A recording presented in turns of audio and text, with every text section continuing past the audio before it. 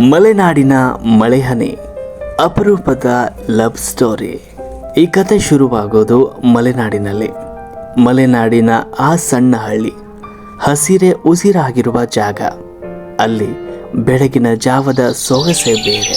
ಹಕ್ಕಿಗಳ ಚಿಲಿಪಿಲಿಯ ಸದ್ದು, ಅಡಿಕೆ ತೋಟಗಳ ನಡುವೆ ಹರಿಯುವ ತಂಪಾದ ಗಾಳಿ, ಎಲೆಗಳ ಮೇಲೆ ಇಬ್ಬನಿ ಹನಿಗಳು, ಎಲ್ಲವೂ ಒಂದು ರೀತಿಯ ಮೋಡಿ ಮಾಡ್ತಾ ಇದ್ವು.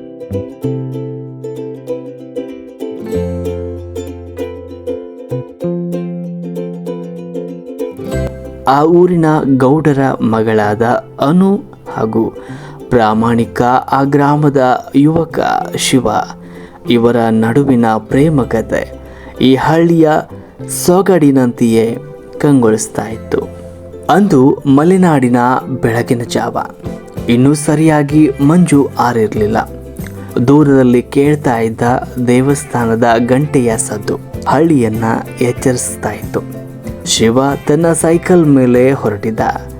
ಸಾಧಾರಣ ಪಂಚೆ ಹಾಗೂ ಶರ್ಟನ್ನು ಧರಿಸಿ ಮುಖದಲ್ಲಿ ಮುಗ್ಧತೆಯಿಂದ ತನ್ನಷ್ಟಕ್ಕೆ ತಾನೇ ಹಾಡಿಕೊಳ್ತಾ ಸೈಕಲ್ ಮೇಲೆ ಬರ್ತಾ ಇದ್ದ. ಆಗ ಸೈಕಲ್ ನಿಲ್ಲಿಸಿದ ಶಿವ ದೂರದಲ್ಲಿ ಬರ್ತಾ ಇದ್ದ ಅನುಳನ್ನು ನೋಡಿದ. ಅನು ಕೆಂಪು ಲಂಗ ದಾವಣಿ ತೊಟ್ಟು ಕೈಯಲ್ಲಿ ಹೂವಿನ ಬುಟ್ಟಿ ಹಿಡಿದು ಬರ್ತಾ ಇದ್ಲು. ಅವಳ ನೋಟದಲ್ಲಿ ಏನೋ ಒಂದು ತಮಾಷೆ, ಒಂದು ರೀತಿ ತುಂಟತನ ಇತ್ತು.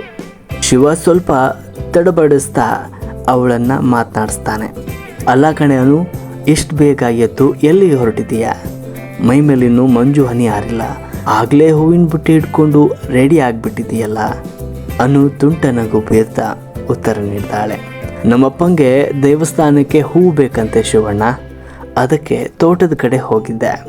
ಅಂದಹಾಗೆ ನೀನೇನು ಇಷ್ಟು ಬೇಗ ಸೈಕಲ್ ಹತ್ತಿ ಪೇಟೆ ಕಡೆ ಹೊರಟಿದೀಯಾ? ಹಾಲು ಹಾಕೋಕೆ ಇಷ್ಟು ಅರ್ಜೆಂಟಾ? ಶಿವ ತಲೆ ಕೆದ್ರುಕೊಳ್ತಾ ಹೇಳ್ತಾನೆ. ಅದು ಹಂಗಲ್ಲಾನು, ಇವತ್ತು ಪೇಟೆಯಲ್ಲಿ ಸಂತೆ ಅಲ್ವಾ, ಅದಕ್ಕೆ ಸ್ವಲ್ಪ ಬೇಗ ಹೋದರೆ ಹಾಲಿನ ಕ್ಯಾನ್ ಕೊಟ್ಟು ಬೇಗ ಬರ್ಬೋದು ಅಂತ ಹೋಗ್ತಾ ಇದ್ದೀನಿ ಅಷ್ಟೇ ಅಂತ ಹೇಳ್ತಾನೆ. ಅನು ಮತ್ತಷ್ಟು ಹತ್ತಿರ ಬಂದು ಅವನನ್ನು ಕಾಡಿಸ್ತಾಳೆ. ಹೌದಾ, ಹಾಲಿನ ಕ್ಯಾನ್ ಕೊಡೋಕೆ ಮಾತ್ರನಾ ಅಥವಾ ಪೇಟೆಯಲ್ಲಿ ಆ ಶಾರದಮ್ಮನ ಮಗಳನ್ನು ನೋಡೋಕ್ಕೆ ಹೋಗ್ತಾ ಇದೆಯಾ? ಊರವರೆಲ್ಲ ಹಾಗೆ ಮಾತಾಡ್ಕೊಳ್ತಾ ಇದ್ದಾರೆ ಅಂತ ಹೇಳ್ತಾಳೆ. ಅವಾಗ ಶಿವ್ ಗಲಿಬಿಲಿಯಾಗಿ, ಛೇ ಸುಮ್ಮನೆ ಇರಮ್ಮ, ನೀನು ಯಾರೋ ಆಡ್ಕೊಳ್ಳೋ ಮಾತಿಗೆಲ್ಲ ಕಿವಿ ಕೊಡಬೇಡ, ನನಗೆ ಅವಳ ಮೇಲೆ ಯಾವ ಆಸೆನೂ ಇಲ್ಲ. ಅನು ಕಣ್ಣು ಹೊಡಿತಾ ಕೇಳ್ತಾಳೆ. ಹಾಗಾದರೆ ಯಾರ ಮೇಲೆ ನಿನ್ನ ಆಸೆ ಇದೆ ಅಂತ ಹೇಳಬಾರ್ದ? ಹೂ ಕೊಡ್ತೀನಿ ಹೇಳು ಶಿವ ಅಂತ ಕೇಳ್ತಾಳೆ. ಆ ಕ್ಷಣದಲ್ಲಿ ಶಿವ ಅವಳ ಕಣ್ಣಲ್ಲಿ ಕಣ್ಣಿಟ್ಟು ಹೇಳ್ತಾನೆ, ಅದನ್ನು ಹೇಳೋಕೆ ಸಮಯ ಬರಬೇಕನು. ಆ ಮಳೆ ಹನಿ ಭೂಮಿಗೆ ಬೀಳುವಾಗ ಮಣ್ಣಿನ ವಾಸನೆ ಬರ್ತಲ್ಲ, ಹಾಗೆ ನನ್ನ ಮನಸ್ಸಿನ ಮಾತು ನಿನಗೆ ತಾನಾಗೆ ಅರ್ಥ ಆಗುತ್ತೆ. ಶಿವನ ಈ ಮಾತು ಕೇಳಿದ ಅನು ನಾಚಿ ನೀರಾಗ್ತಾಳೆ. ಕೆಳಗೆ ನೋಡ್ತಾ ಸಣ್ಣಗೆ ಮುಗುಳ್ನಕ್ಕು. ಆ ಮುಗುಳ್ನಗುವಿನಲ್ಲೇ ಅವಳ ಒಪ್ಪಿಗೆ ಕಾಣುತ್ತೆ. ಶಿವ ಸೈಕಲ್ ತುಳಿಯುತ್ತಾ ಮುಂದೆ ಸಾಗ್ತಾನೆ. ಅವನ ಹಿಂದೆ ಅನು ನಾಚುತ್ತಾ ಹೋಗ್ತಾ ಇದ್ದಾಳೆ. ಆ ಸುಂದರ ಮುಂಜಾನೆಯ ಭೇಟಿ ಅವರಿಬ್ಬರ ಪ್ರೇಮದ ಆರಂಭವಾಗಿತ್ತು. ಮುಂದೆ ಏನಾಗುತ್ತೆ ಅನ್ನೋದನ್ನು ಎರಡನೇ ಭಾಗದಲ್ಲಿ ನೋಡಿ. ಗೌಡರ ಮಗಳಾದ ಅನು ಮತ್ತು ರೈತ ಶಿವ ಇವರ ಪ್ರೇಮಕ್ಕೆ ಊರಿನ ಗೌರವ ಹಾಗೂ ಅಂತಸ್ತು ಅಡ್ಡಿ ಬರುತ್ತಾ?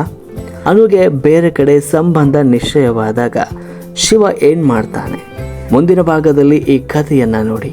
ಇಂತಹ ಕಥೆಗಳಿಗಾಗಿ ನಮ್ಮ ಚಾನಲ್ಗೆ ಸಬ್ಸ್ಕ್ರೈಬ್ ಆಗಿ.